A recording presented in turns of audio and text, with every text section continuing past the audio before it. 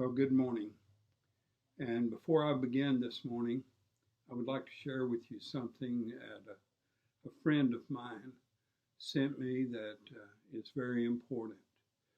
On top of all that's been going on in our country that frightens people, I have to add to this problem.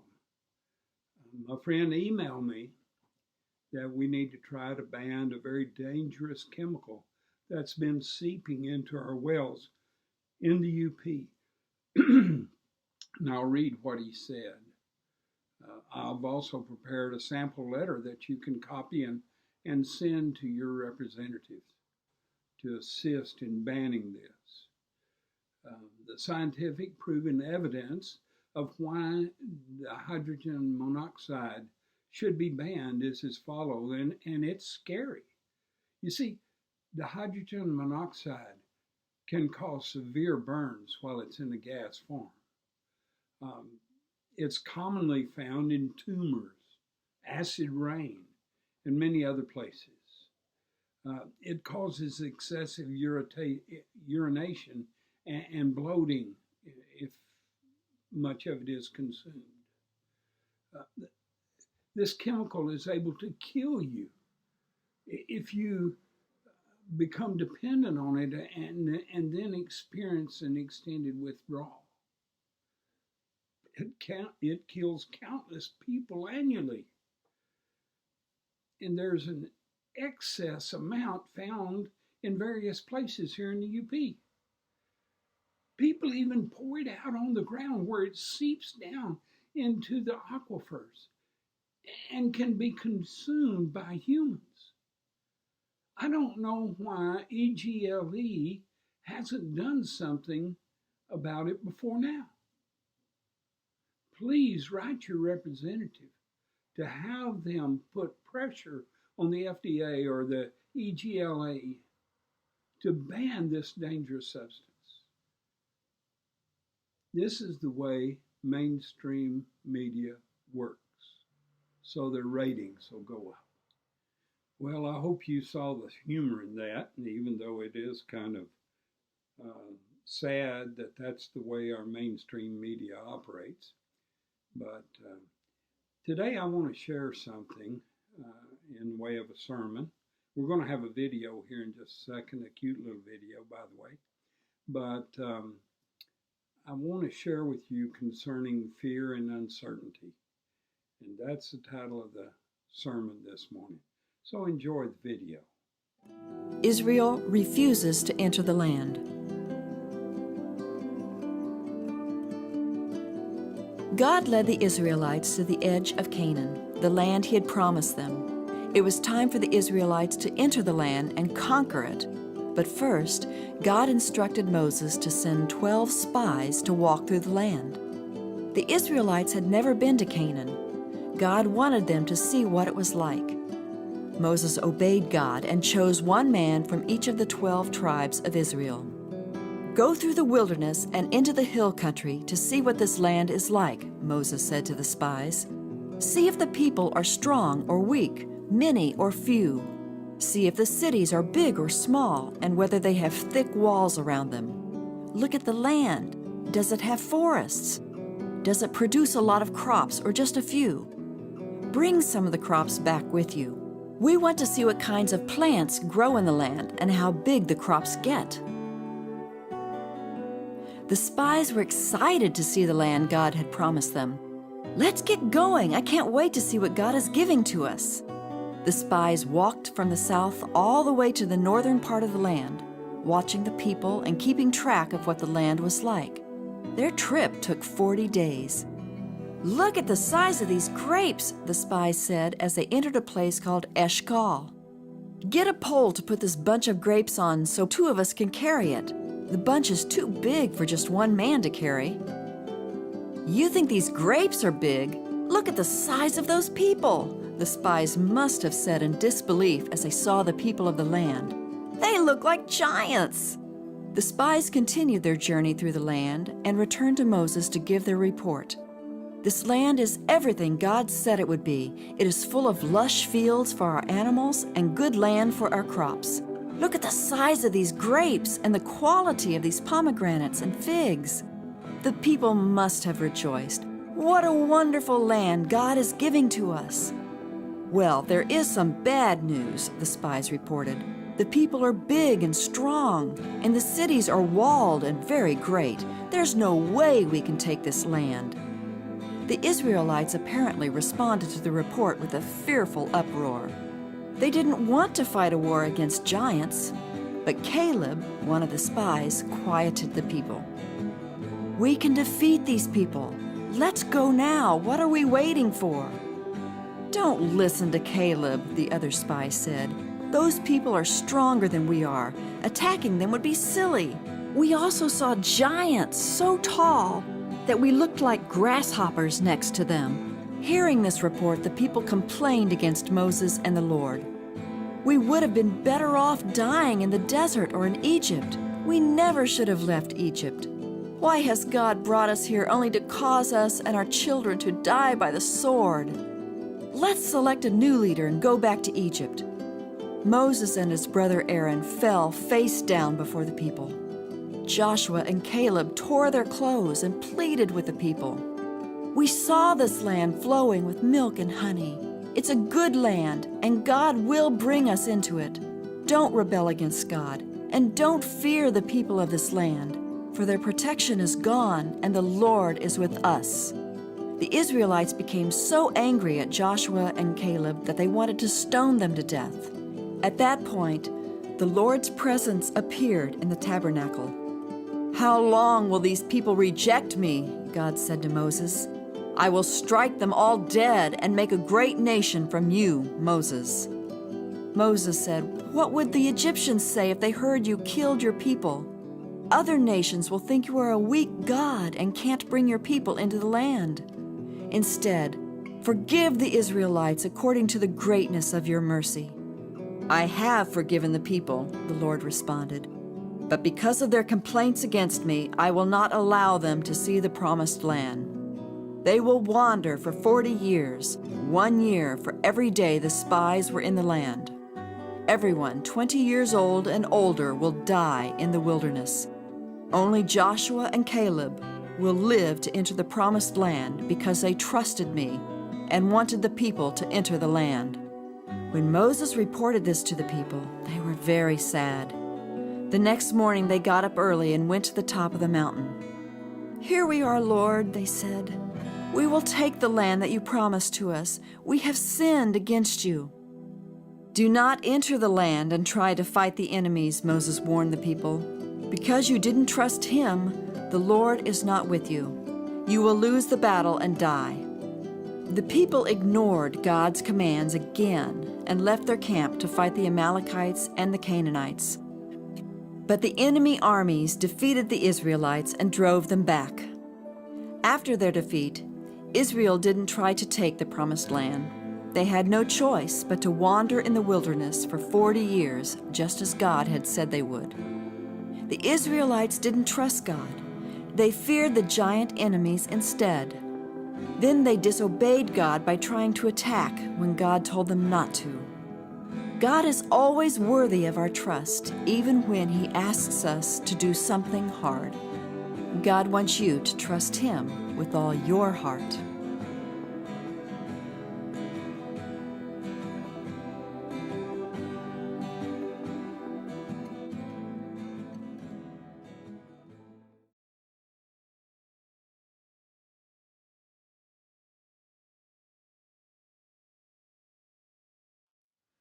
You know, much like the children of Israel, if we're so afraid of people or circumstances that we stop following the Lord, do we really trust Him?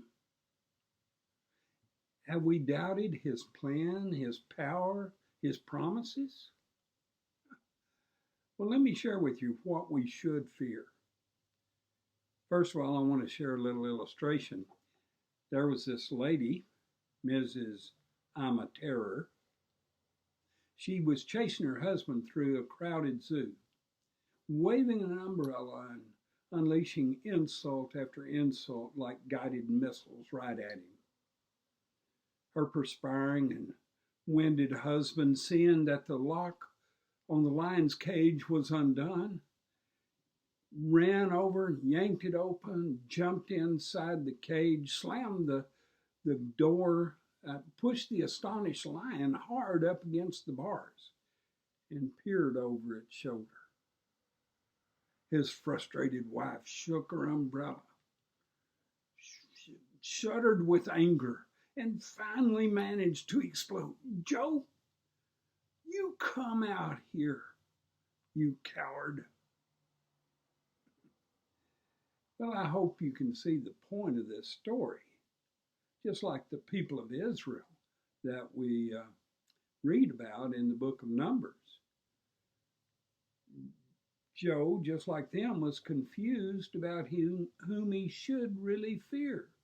He's in the cage with a lion who could easily kill him, but he was afraid of his wife out there with an umbrella. You see, the children of Israel saw themselves as grasshoppers when compared to the giants in the land. And it was in the land that God had promised them, where God wanted them to go. That's found in Numbers chapter 13, verses 32 and 33. Now, let me say this. We're all afraid from time to time. We all are like the children of Israel from time to time. Especially when we're bombarded with fearsome things like the stories of COVID-19, 24 hours a day, 7 days a week by the news media. We are so startled by something that we forget that God has told us that He'll never leave us and He'll never forsake us. That's Hebrews chapter 13, verse 5, if you want to look it up. And you know, the last time I checked with Him, He was still in control, and I don't have to worry. Now, I'm not saying that we should not be concerned or take precautions. That would be like playing marbles out in the middle of a highway. There's just certain things you've got to be cautious about. What I'm saying is, don't let fear control you, but you control your fear. If you don't, you'll end up like the children of Israel, or like Elijah. In 1 Kings chapter 19, oh, you need to read that story if you haven't. Elijah had just, in the chapter before, had just been victorious over the 400 prophets of Baal. And he took a sword and slay all 400 prophets of Baal. And then in this chapter, we see him running from a woman named Jezebel, and he's hiding in a cave because he's scared to death of her. Now, he just killed 400 men, and yet a woman has him on the run. Well, let me ask you this. How should we react? Now, there's one of two ways that you can react, either frozen or faith. Let's look at frozen first. Frozen is when you're so frightened you can't think straight. You're just frozen in your tracks. Frozen is when you hunker down and wait for someone to tell you what to do. That's kind of where the United States is today. Well, let's look at the other alternative, which is the one I like, faith. Obviously, that's what Christians should do, is operate out of faith. Faith is simply trusting in God to see you through. You know, Isaiah 41:10 says, "Fear not, for I am with you. Be not dismayed, for I am your God. I will strengthen you. Yes, I will help you. I will uphold you with my righteous right hand." You see, faith is not being overly concerned with the things that are happening around you. 1 Peter chapter 5, verse 7 says, casting your care upon him, that is God, for he cares for you. Faith is being calm in the midst of the storm. I love that picture of the little bird in the nest and has its head down and the wind's blowing, the rain's coming. Not a problem in the world.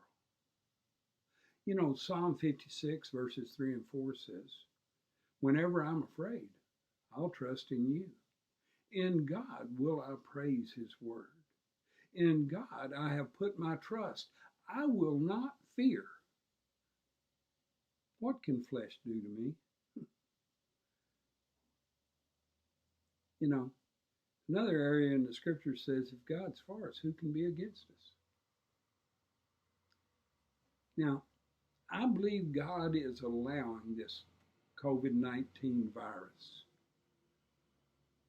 for a purpose. And I believe that purpose is to make it easy to inspect fruit. Fruit of those who say that they are of faith, but really aren't. Now, we're told in James chapter 2, verse 14, what does it profit a man if someone says he has faith and does not have works? Can faith save him? And then if you drop down to verse 17, it says, thus also faith by itself, if it doesn't have works, is dead. But someone will say, you have faith and I have works. Show me your faith without your works, and I will show you my faith by my works. Then in verse 20, it says, but do you want to know, O foolish man, that faith without works is dead? The works are simply trusting God. And as you trust God, you will see things happen. That's your works.